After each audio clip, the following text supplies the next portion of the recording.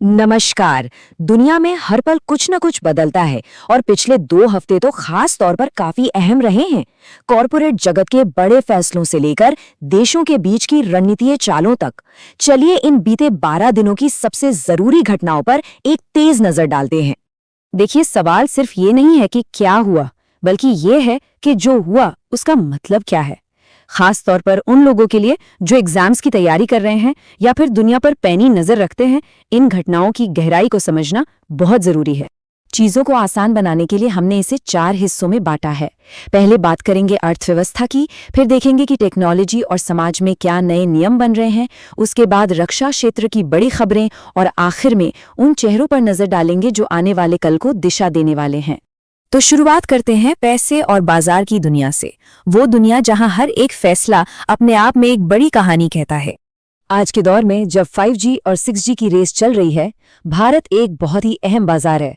Nokia का ये फैसला, मतलब समर मित्तल की नियुक्ति, ये दिखाती है कि बड़ी बड़ी ग्लोबल टेक कंपनियां भारतीय बाजार को लेकर कितनी सीरियस हैं और यहां अपनी पकड़ और मजबूत करना चाहती हैं। अच्छा, अब यहां एक पैटर्न देखिए। एक तरफ सेल और कोफोर्ज जैसी कंपनियां स्थिरता लाने की कोशिश कर रही हैं, वहीं एयर इंडिया में अभी भी बदलाव का दौर चल रहा है।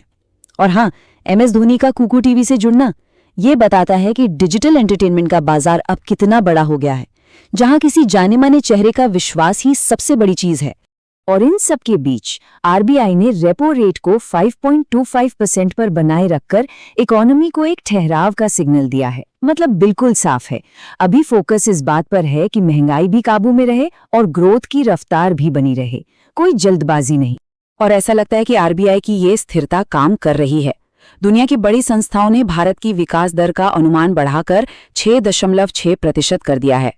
ये सिर्फ एक आंकड़ा नहीं है, ये दुनिया भर के बड़े इन्वेस्टर्स के लिए एक इशारा है कि भारत की आर्थिक कहानी में अभी भी बहुत दम है।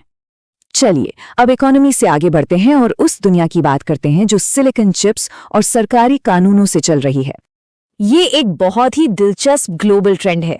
इंडोनेशिया से लेके ऑस्ट्रिया और ग्रीस तक दुनिया भर की सरकारें अब जाग रही हैं और डिजिटल दुनिया में बच्चों और युवाओं की सुरक्षा को लेकर सख्त हो रही हैं। ये सिर्फ कुछ कानून नहीं है, बल्कि ये डिजिटल नागरिकता और उसके अधिकारों पर एक नई बहस की शुरुआत है। लेकिन सिक्के का एक दूसरा पहलू भी है। एक्सेस नाउ की रिपोर्ट एक बिल्कुल अलग तस्वीर दिखाती है। म्यांमार में 95 और भारत में 65 बार इंटरनेट शटडाउन।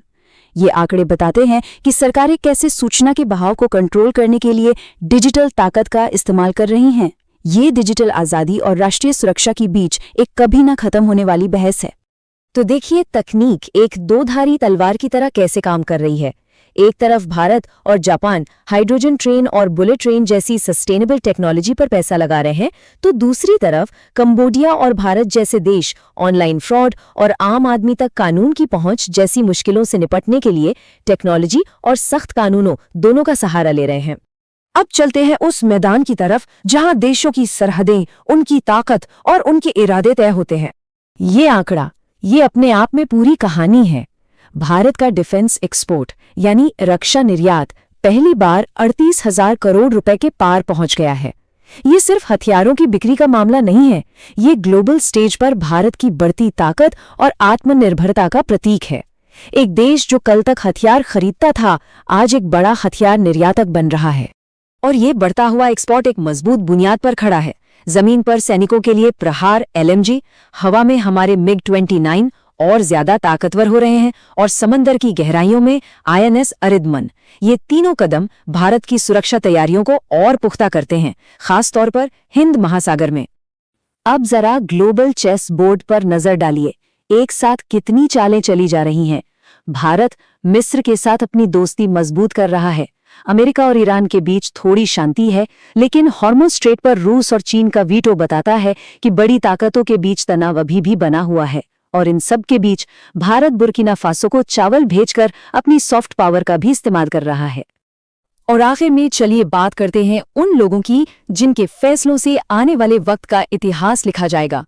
ईस्ट और साउथ ईस्ट एशिया में सत्ता के समीकरण तेजी से बदल रहे हैं। मंगोलिया हो, वियतनाम हो या म्यांमार, इन देशों में जो नए लीडर आए हैं उनकी नीतियां ये तय करेंगी कि इस इलाके में चीन का प्रभाव कैसा रहेगा और ग्लोबल ट्रेड का भविष्य क्या होगा। हर इंटरनेशनल एनालिस्ट की नज़र इन बदलावों पर टिकी है।